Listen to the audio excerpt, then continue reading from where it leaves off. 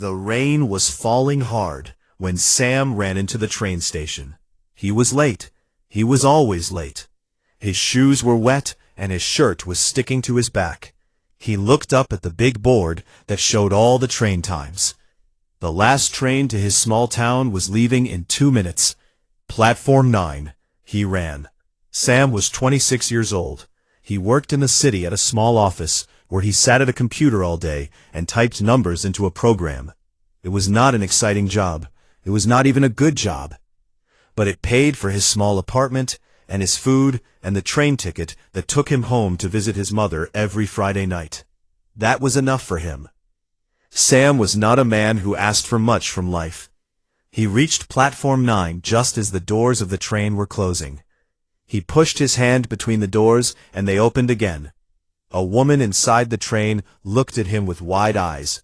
He stepped inside and the doors closed behind him. He was breathing hard. His heart was beating fast, but he had made it. The train was almost empty. It was late, almost midnight, and most people had already gone home hours ago. Sam walked through the first car and found a seat by the window. He sat down and put his bag on the seat next to him. He closed his eyes and let out a long breath. The train started to move. When he opened his eyes again, he noticed a girl sitting across from him. She had not been there before, or maybe he had not seen her. She was young, maybe 20 or 21, with short dark hair and a red jacket. She was reading a book, but her eyes were not moving across the page. She was just staring at one spot. Sam could see that she was not really reading. She was thinking about something heavy. Sam looked away. It was not his business. He pulled out his phone and checked his messages. There was one from his mother. She had made chicken for dinner, and she hoped he was on his way. He smiled and typed back that he was on the train. Then he put his phone away and looked out the window. The city lights were fading behind them. Soon there would be nothing but dark fields and small villages. The train made its first stop. Nobody got on. Nobody got off. The doors opened and closed, and the train moved again. Sam noticed that the girl in the red jacket had put her book down. She was looking out the window now, but there was nothing to see out there, just darkness. Her face was reflected in the glass, and Sam could see that her eyes were red. She had been crying. He thought about saying something, but what would he say? He was not good with words. He had never been good with words.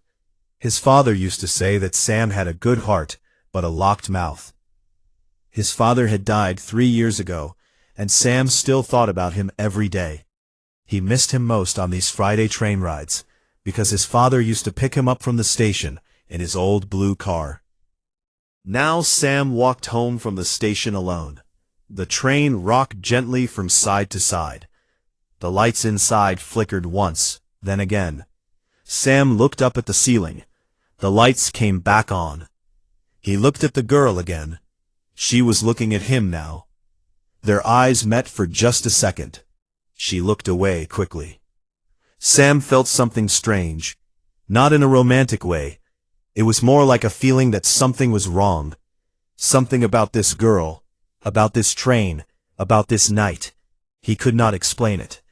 It was like the air had changed, like the temperature had dropped a few degrees. He pulled his jacket tighter around himself. The train made its second stop. This was the stop for a small town called Bridgeford. Sam looked out the window. The platform was empty, not even a station worker. The lights on the platform were dim and yellow. The doors opened. Cold air came inside. Then the doors closed, and the train moved on. Sam looked around the car. There was a man sitting at the far end who had not been there before. He was wearing a long dark coat and a hat pulled down low over his face. He was sitting very still, too still, like he was not breathing. Sam stared at him for a long moment, waiting for the man to move. He did not move. Sam looked at the girl. She was looking at the man too. Her face was pale. She turned to Sam, and their eyes met again. This time, she did not look away. There was something in her eyes. Fear. Sam mouthed the word. "Are you okay?" She shook her head slowly. "No." Sam felt his stomach tighten. He did not know what was happening. Maybe the man was just sleeping. Maybe the girl was just having a bad night. Maybe Sam was just tired, and his mind was playing tricks on him. He took a deep breath and tried to relax. The train announcer spoke. The voice was automatic, a recorded message. Next stop, HFY Green. Sam did not know that name. He had taken this train every Friday for 2 years, and he had never heard of HFY Green. He pulled out his phone to check the map. There was no signal. The screen showed 0 bars. He tried to connect to the internet. Nothing. He looked out the window. The train was passing through a thick forest now. The trees were close to the tracks, their branches reaching out like arms. There was fog between the trees. Sam had never seen this part of the route before. They should have been passing through open farmland by now, not a forest. There was no forest on the way to his town. The girl stood up. She picked up her bag and walked over to Sam. She sat down in the seat across from him, closer now. She leaned forward and spoke in a quiet voice. "Something is wrong with this train," she said. Sam looked at her. "What do you mean?" "I mean, this is not the right route. I have taken this train before, many times. This is not where we should be." "I know. I was thinking the same thing." "My name is Leah," she said. "Sam." They looked at each other. Two strangers on a train that was going somewhere it should not be going. The man in the dark coat at the end of the car still had not moved. The fog outside was getting thicker. The train was not slowing down. If anything, it was going faster. Leah looked back at the man. "He got on at Bridgeford," she whispered. "But nobody gets on at Bridgeford. That station has been closed for 6 months." Sam felt a cold wave run through his body. He looked at the man again. The man's hands were on his knees. His fingers were long and thin and very white, like they had no blood in them. "What do we do?" Sam asked. Leah looked at him with those red, tired eyes. "We stay awake," she said, "and we do not get off at the next stop, no matter what." The train rushed on through the dark forest. The fog pressed against the windows like it was trying to get inside. The lights flickered again, and somewhere at the back of the train, in a car that should have been empty, a door opened and closed. Sam heard it. Leah heard it too. They sat very still and listened. Footsteps, slow and heavy, coming closer. The man in the dark coat lifted his head. Under the shadow of his hat, Sam could see a smile. It was not a kind smile. It was the smile of someone who had been waiting for something, and that something had finally arrived. Sam grabbed Leah's arm. "We need to move," he said. She nodded. They stood up together, grabbed their bags, and walked quickly toward the front of the train. Behind them, the footsteps kept coming, and the man in the dark coat stood up and followed. Yuna woke up angry. She came back to consciousness the way a wild thing does when it finds itself trapped. One moment she was still.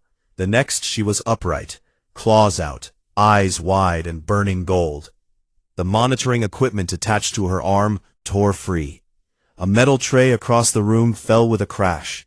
Every muscle in her body was tight and ready to fight. Dohan, who had been sitting in the corner reading a maintenance manual, did not move. "Good morning," he said. She turned those terrible eyes on him. Her claws, each one as long as his little finger and black as ink, were fully extended. Her breathing was fast and hard. "Where am I?" she demanded. "Medbay, Galhay Station. You've been asleep for 14 hours. He closed the manual and set it on his knee. "Your wound is healing well, faster than I expected." She looked down at the bandages around her midsection. Then she looked at the door, measuring the distance, calculating the exit. He could see her doing it. "You should eat something," Do-hyun said. He stood up slowly, keeping his movements calm and visible, and walked to a small table near the wall. There was a tray there with food on it. Simple things. Rice, soup, some protein strips. I didn't know what Velhari eat, so I brought human food. If it's not right, I can try to find something else. I don't want your food, she said. Her voice was like stone grinding against stone. I want to leave. You can leave whenever you want, Do-hyun said. The door isn't locked, but you lost a lot of blood, and if that wound opens again in the tunnels, you won't make it far. She stared at him for a long moment. Then she turned away, pulled the thin blanket around her shoulders, and faced the wall. Do-hyun left the food on the table and walked out. When he came back 2 hours later, the tray was empty. Do-hyun would come to the med bay 3 times a day. He would check her wound, change the bandages, and leave food. She would refuse to speak to him, refuse to look at him, and refuse the food. Then she would eat it when he was gone. Jisek thought he had lost his mind. The system flagged her as military classified, Jisek said on the 3rd day. They were standing in the communications room, speaking quietly. Military classified, Do-hyun. That means she belongs to someone, and whoever she belongs to is going to come looking. She doesn't belong to anyone, Do-hyun said. Jisek rubbed his face with both hands. You know what I mean. She's not a refugee. She's not a lost miner. She's some kind of asset, and assets get recovered. She's a patient. She's a Velhari. Do you understand what that means? Do you know what they can do? Do-hyun knew. He had looked it up. The things he read made the skin on the back of his neck go cold. Velhari were designed to be the perfect soldiers. Their bones were laced with metal alloys. Their reflexes were 3 times faster than a human's. Their blood carried a neurotoxin that could kill through skin contact if they chose to release it. They could see in the dark, go without sleep for days, and survive injuries that would kill any other species. He went back to the medbay anyway. On the 4th day, Yuna tested him. He was changing the bandage on her side when she moved. It was fast, faster than anything he had ever seen. One moment she was sitting still. The next her hand was around his wrist, her claws pressing lightly against the thin skin where his pulse beat. She held him there, her gold eyes fixed on his face, watching. Do-hyun looked down at her claws on his wrist. Then he looked at her. Could you hold that position for about 10 more seconds, he said calmly. I need to finish taping this bandage. It was small, barely a flicker, but it was there. Surprise. She released his wrist and said nothing. He finished the bandage in silence. On the 5th day, she grabbed the doorframe when he tried to leave and pulled it hard enough to dent the metal. She bared her teeth at him. They were sharper than human teeth.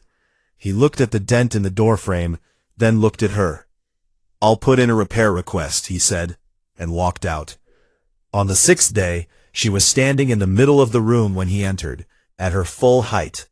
She was taller than him by nearly a head. She let the light catch her eyes, let her claws slide out slowly, and made a sound in her throat that was low and dangerous, something between a growl and a hum that he could feel in his chest. Do-hyun set the food tray on the table. The soup today is better than yesterday, he said. She stared at him. Then slowly, her claws retracted. She was trying to scare him. He understood that. She had probably spent her entire life watching other beings flinch away from her, back away from her, run from her. Fear was the only language she had been taught, and he would not speak it. On the 7th night, Do-hyun could not sleep. He walked through the quiet hallways of Galhae Station until he found himself near the observation deck, a wide room with a long window that looked out at the stars. The station orbited a dull red planet with no name worth remembering, and the view was mostly darkness, broken by distant points of light. Yuna was already there. She was standing at the window, very still, looking out at nothing.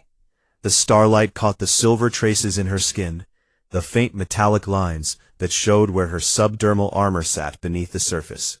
She looked like something carved from stone and metal and starlight, beautiful and terrible at the same time. He could tell by the way her shoulders shifted, just slightly, when he entered. But she did not turn around. He walked up and stood beside her, leaving a comfortable distance between them. They stood in silence for a long time, watching the stars. Then she spoke. Her voice was quiet, almost flat, as if she were reading from a report and not talking about herself. I was built to destroy entire battalions. My blood carries enough neurotoxin to kill every human on this station. My bones are reinforced with alloys your species has not even discovered yet. I can run faster than your ground vehicles. I can hear your heartbeat from across this room. I can break every bone in your body before you could blink. She turned her head to look at him. Those gold eyes in the starlight were the most inhuman thing he had ever seen. Why are you not afraid of me? Do-hyun thought about it. He thought about the food she ate when no one was looking. He thought about the way she slept sitting upright, facing the door, like something that had never been safe enough to lie down. He thought about the way she had grabbed his wrist, not to hurt him, but to see what he would do. Because you haven't hurt anyone here, he said. And I think that's the whole point, isn't it? You're trying not to be what they made you. She went very still. The kind of still that was not calm, but was instead the absence of knowing what to do next. She looked back at the stars. Her reflection in the glass looked lost. She did not answer him, but she did not leave. They stood there together in the dark for a long time, saying nothing, until Do-hyun's communicator buzzed with Ji-seok's voice, sharp and urgent. Do-hyun, get to the comms room, now. He found Ji-seok hunched over his console, face pale, in the light of the screens. Ji-seok pointed at a blinking signal on the display. A ship just entered the system, Ji-seok said. Velhari military frequency, coded transmission. He looked up at Do-hyun, and his eyes were dark with worry. They're coming for her. Do-hyun looked at the signal on the screen, a small bright dot moving through the darkness toward them. Then he looked back toward the observation deck, where he knew Yuna was still standing, watching the stars, alone, in the way that only someone who had been running for a very long time could be alone. Then we better be ready, he said. Ji-seok stared at him. Ready for what? That's a Velhari ship. We're a mining station. Do-hyun did not have an answer for that. Not yet. But he knew one thing with absolute certainty. He was not going to hand her over. He had seen her eat soup when she thought nobody was watching. He had seen her stand at a window and look at stars with eyes that were not built for wonder, but had found it anyway. She was not just a weapon. She was a person trying to be something other than what she was made for. And that, to Do-hyun, was worth protecting. The ship that arrived was small, sleek, and black. It moved through space the way a knife moves through water, with no wasted motion and no sound.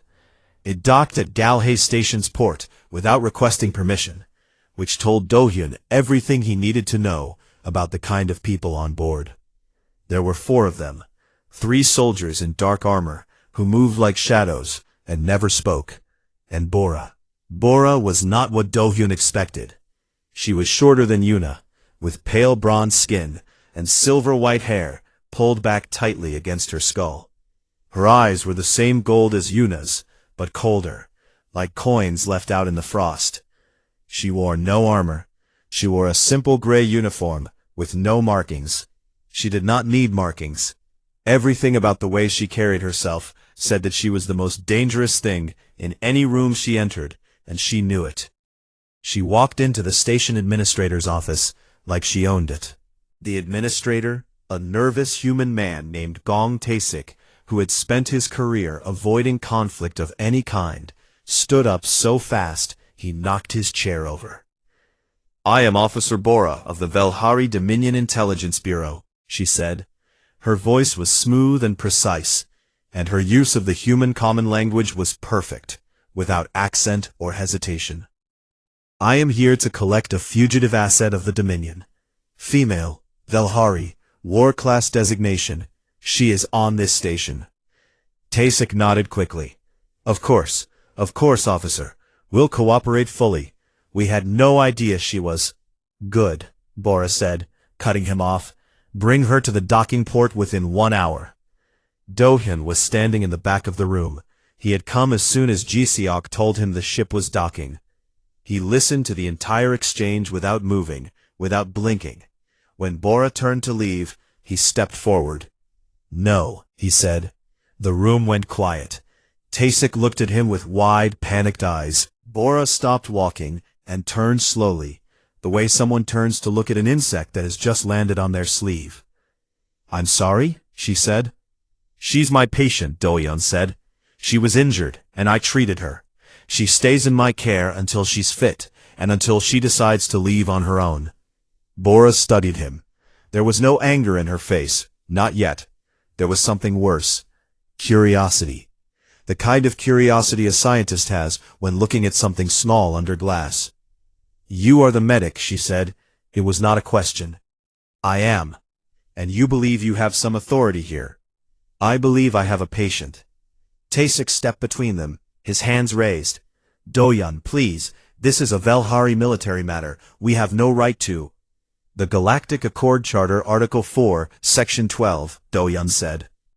Any sapient being receiving medical treatment at a registered facility has the right to remain until the treating physician determines they are fit for release. Galhae Station is a registered Accord facility. Bora tilted her head. There was a flicker in her gold eyes that might have been amusement, or might have been the beginning of something much less pleasant. You are quoting law at me, she said. I am. Do you understand what she is? Bora took one step closer to him. She was shorter than him, but in that moment it did not feel that way.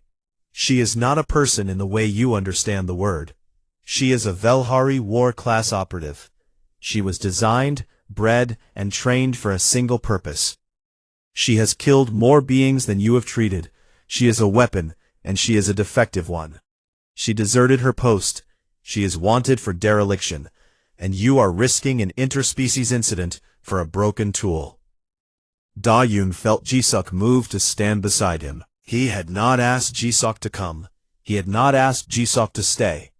But there he was, arms folded, jaw set, standing next to his friend like it was the most natural thing in the world. She's not a tool, Do-hyun said, and where I come from you don't hand over your patients. Bora looked from Do-hyun to Ji-seok and back. Her expression did not change, but something behind her eyes recalculated. She was not used to resistance, not from humans. Humans were the youngest species in the Accord, the weakest, the most fragile. They were tolerated because they were useful for labor, and because they bred quickly. They were not supposed to cause problems.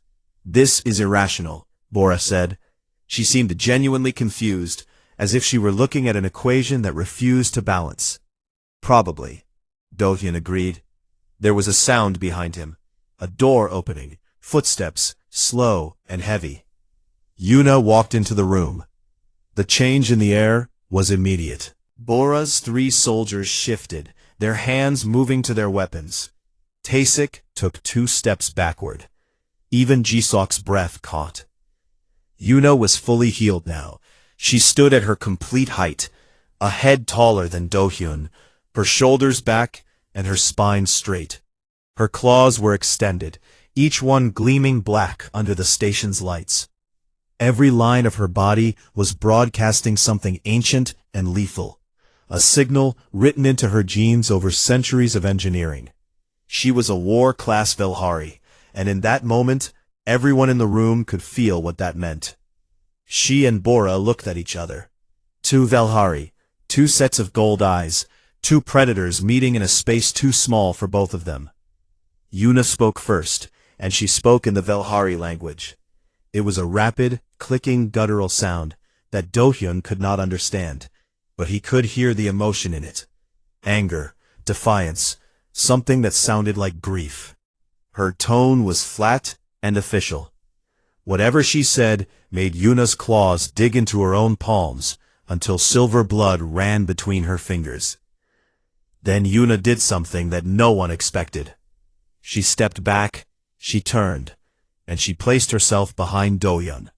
Not because she was afraid, not because she was weak, not because she needed his protection. Do-hyun understood that. Everyone in the room understood that. She could have torn through every person there without breaking her stride. She stood behind him because she was choosing. She was choosing his side. Bora stared at this for a long, silent moment. Then her jaw tightened, just barely. She turned to Taesik. "This situation requires reassessment," she said. Her voice was controlled, but there was something underneath it now, something sharp and cold. "I will consult with my command. This is not over." She walked toward the door. As she passed Do-hyun, she paused. She spoke to the air beside his head. "You have made an enemy you cannot understand, little medic," she said softly. "I hope your compassion is worth what it will cost you." Then she was gone. Her soldiers followed like shadows, and the docking port sealed behind them. The room let out a breath it had been holding for 5 minutes. Taesik collapsed into his chair and said nothing. Jisek leaned against the wall, his hands shaking slightly. Do-hyun just stood there, very still, feeling the place on his skin where Bora's cold words had landed. Yuna was still standing behind him. He turned to face her. She looked down at him, and for the first time since he had found her bleeding in that collapsed tunnel, the hardness in her face cracked. Just a little. Just enough. "Come on," Do-hyun said quietly. "Let's go back to the medbay. I want to check your side." They walked together through the hallways, and Yuna matched his pace, which meant she was walking far slower than she needed to. They did not speak until they reached the medbay. Do-hyun sat her down and began checking the place where her wound had been. The skin had closed over it completely, leaving only a faint silver line. "You should not have done that," Yuna said. "Done what?" "Stood in front of her. Bora is not a field officer. She is intelligence. She solves problems by making people disappear. You are now a problem." "I've been a problem my whole life," Do-hyun said. "Ask Jisok." Yuna did not smile, but something in her eyes shifted, like ice beginning to thin at the edges. "I will tell you the truth," she said, "because you have earned it." Do-hyun sat down across from her and waited. "I did not simply desert," she said. Her voice was steady, but her hands were clenched in her lap. "I was given a direct order during a border conflict. There was a colony, civilians, farmers, and families. They were not fighters. They were in the way." She paused. The silence in the medbay was heavy.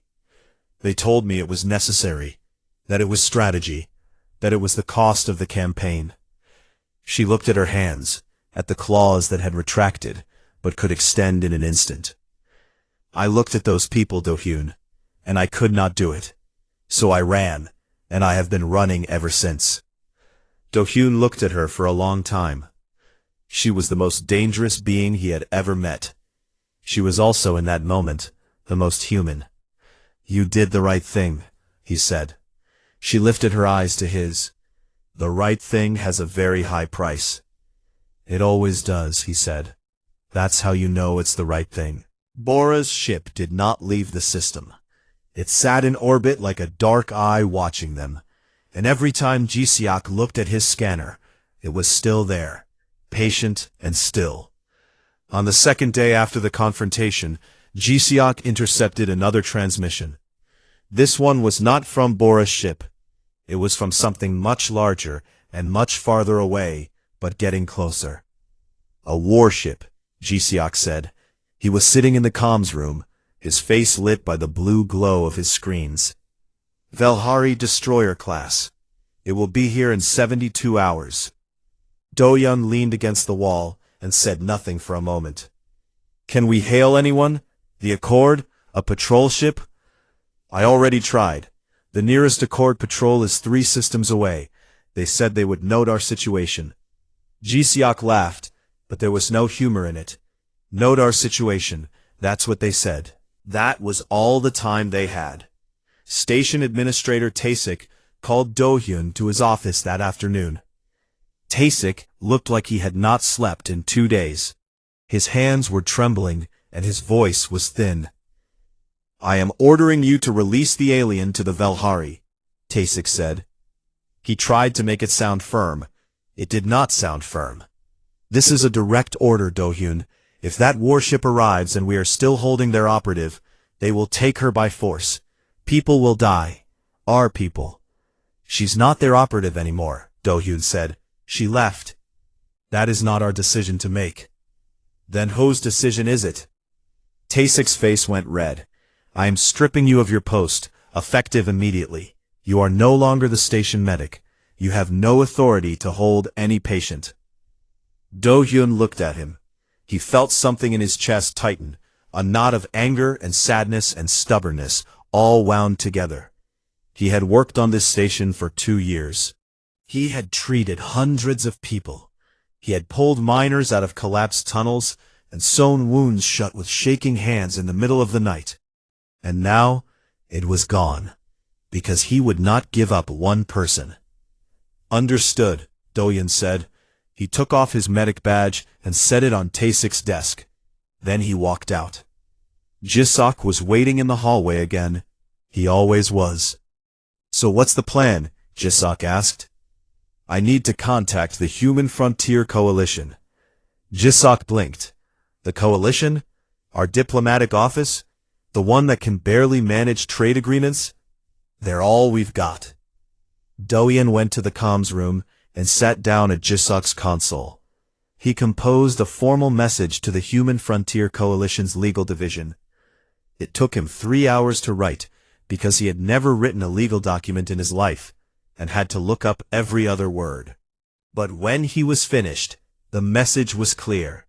He was requesting political asylum for Yuna under Article 12 of the Galactic Accord's Sentient Rights Charter. The article stated that any sapient being who refused a direct order on the grounds that it violated fundamental ethics had the right to seek protection from any Accord member species. No human had ever invoked this article before. No human had ever been bold enough, or foolish enough, to use Accord law against the Velhari Dominion. He sent the message and waited. The response came 6 hours later. It was cautious and vague. The coalition acknowledged the request and said they were reviewing it. They reminded Do-hyun that humanity's position within the Accord was delicate, and that provoking the Velhari could have consequences for all human colonies. Do-hyun read the message twice, set it aside, and went to find Yuna. She seemed to go there often now, standing at the long window, watching the stars.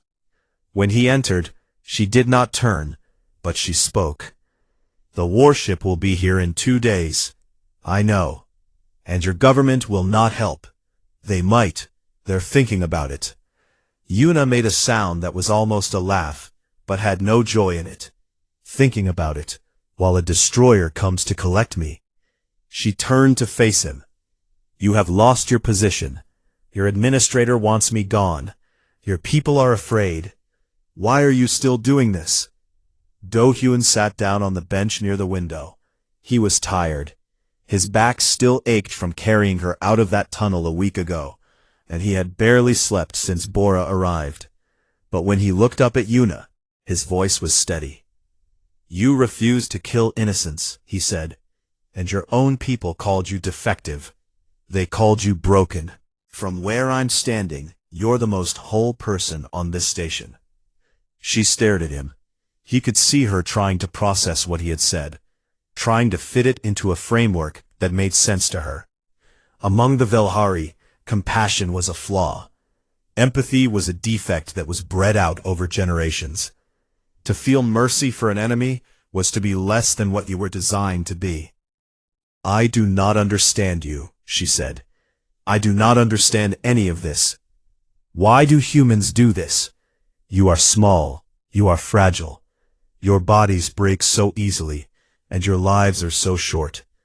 Why do you waste what little time you have protecting things that are not yours to protect?" Do-hyun thought about it. He thought about the question carefully, because she deserved a real answer. "We're not strong like you," he said. "We're not fast. We can't see in the dark or survive in a vacuum, or heal in a week.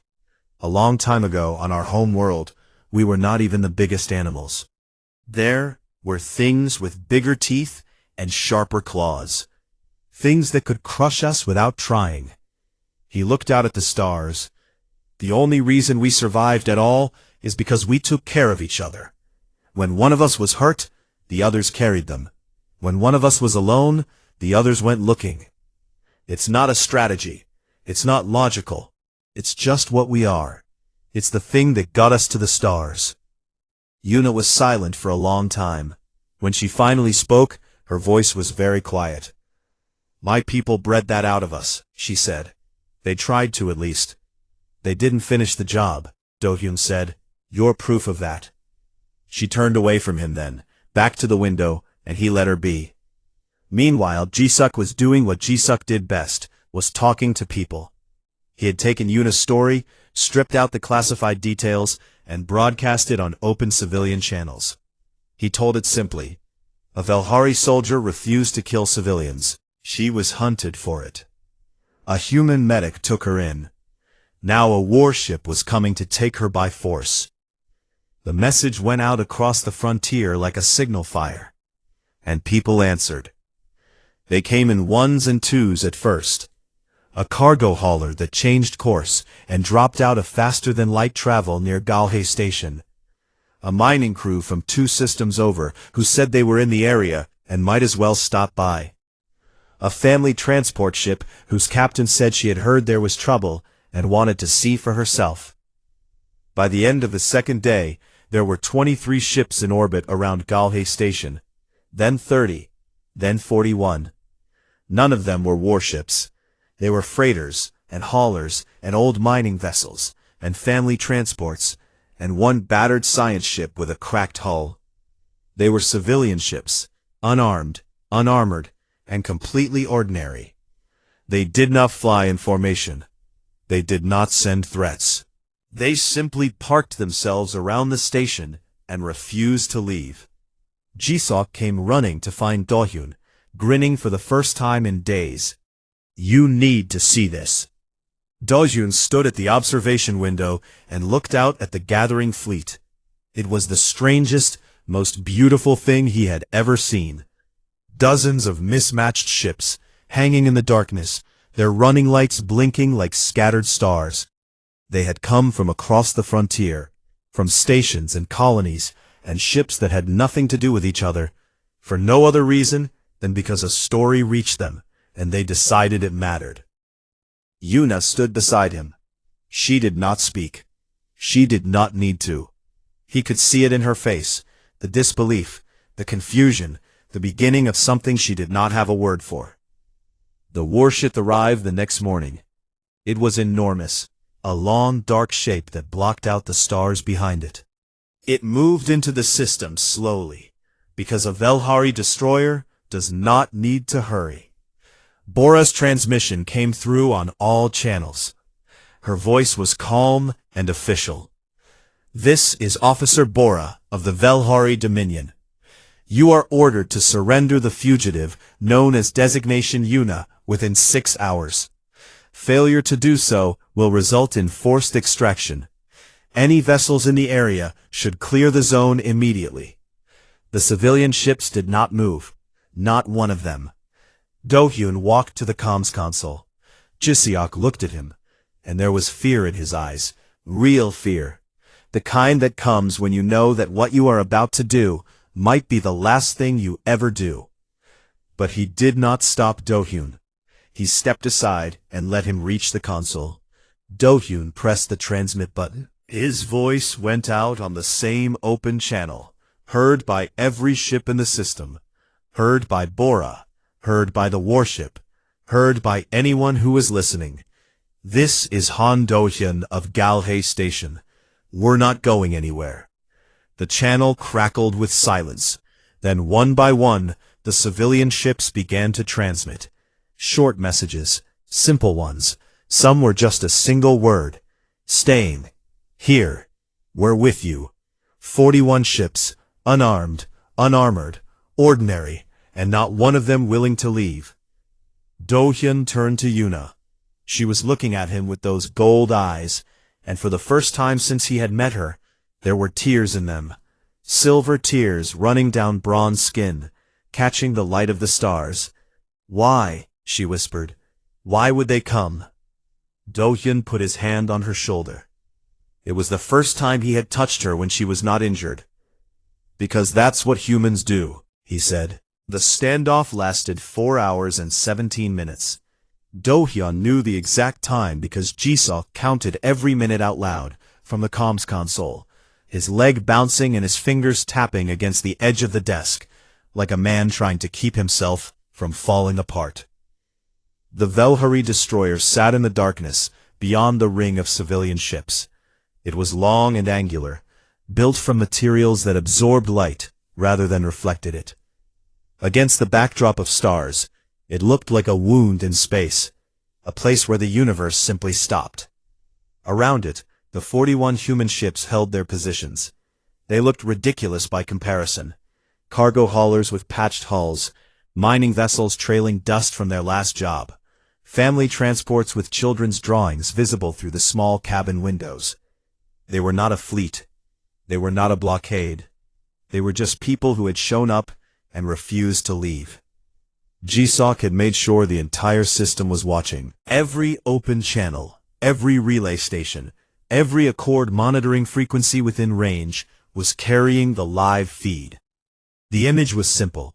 A Velhari destroyer aimed at a mining station surrounded by unarmed civilian ships. It was the kind of image that was hard to explain away.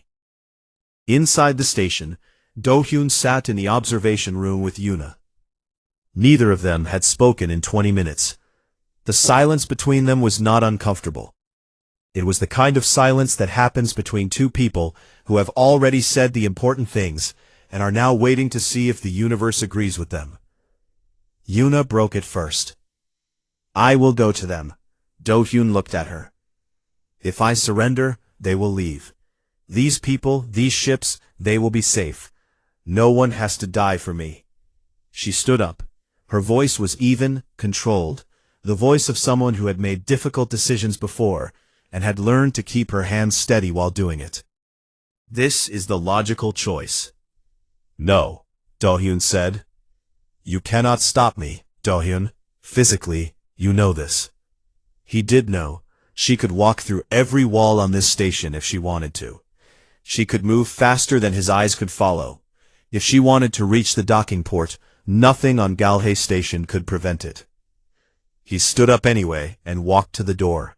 He did not block it. He was not that foolish. He just stood near it, his hands at his sides, looking up at her. I'm not trying to stop you, he said. I'm asking you to stay. He paused. Not as your medic, as your friend. The word landed in the space between them. Friend. It was a small word, a human word, and it carried a weight that surprised both of them. Yuna stopped. Her gold eyes searched his face for something, some sign of calculation or strategy, some hidden reason behind the word.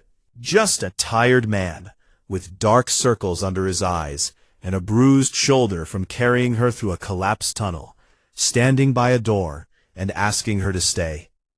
Something cracked inside her. Not the subdermal armor that lined her bones. Something deeper than that. Something her creators had tried to remove and could not.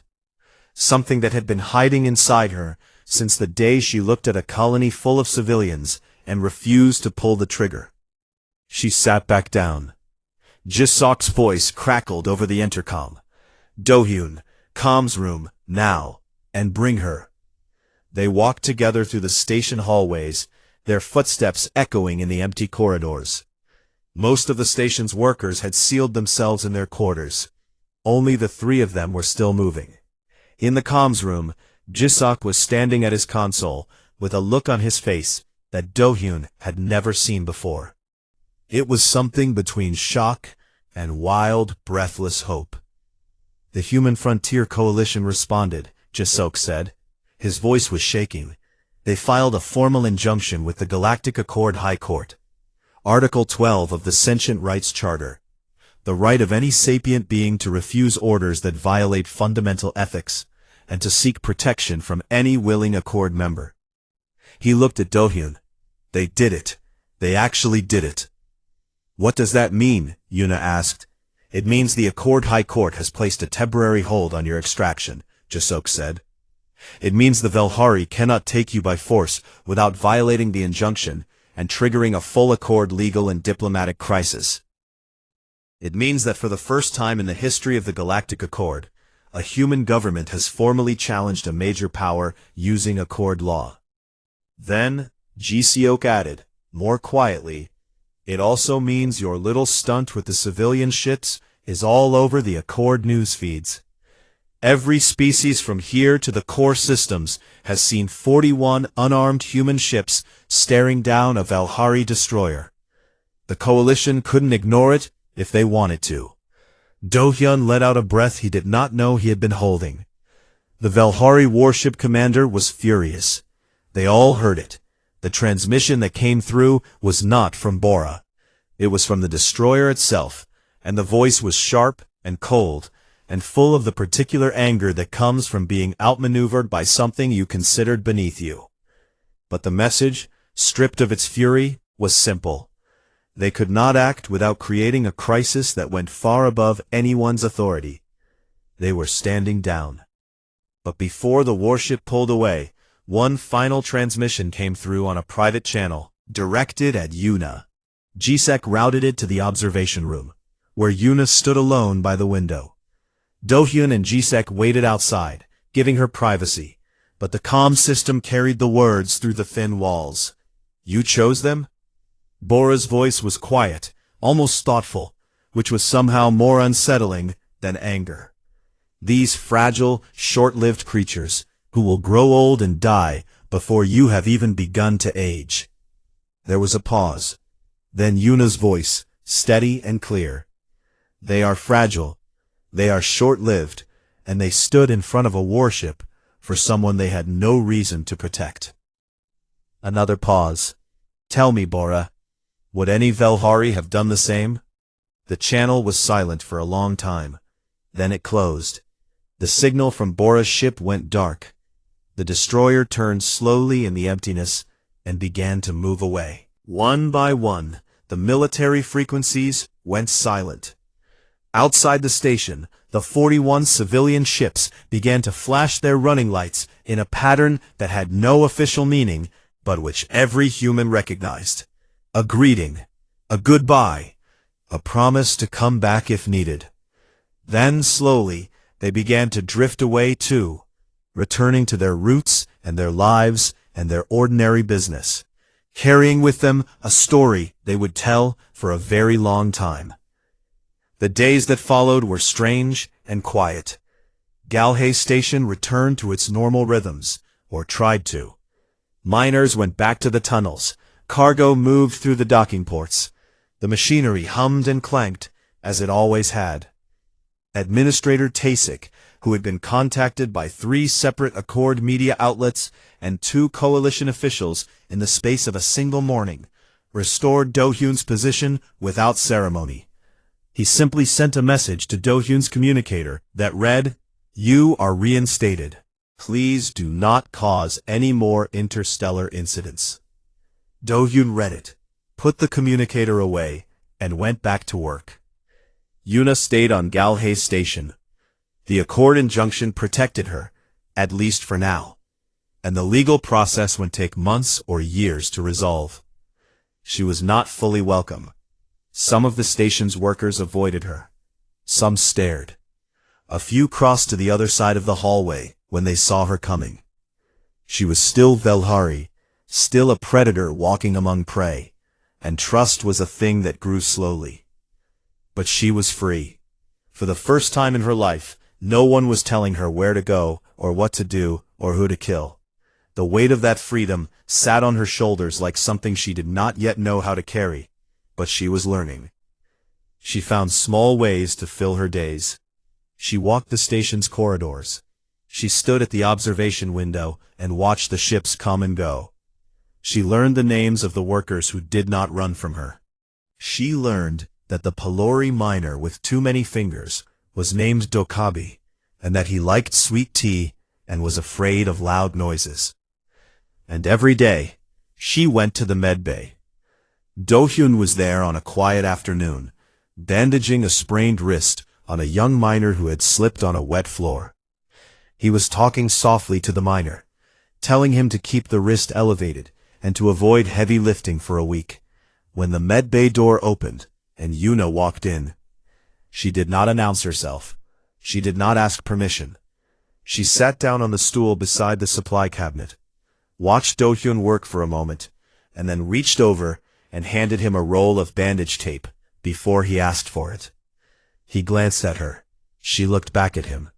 There was no expression on her face that a human would call a smile, but something in her gold eyes was different now. Softer, warmer, like a fire that had been burning behind a closed door and had finally been allowed to breathe. The young miner stared at her with wide eyes. Do-hyun patted the miner's good hand. "That's Yuna. She's helping." The miner looked at Yuna's claws, then at the bandage tape she was holding perfectly gently between two fingers, and nodded slowly. After the miner left, Do-hyun turned to Yuna. They were alone in the medbay, and the station was quiet around them. "You know," he said, "you were right, that first day, when I was bandaging your wound in the tunnel." "Right about what?"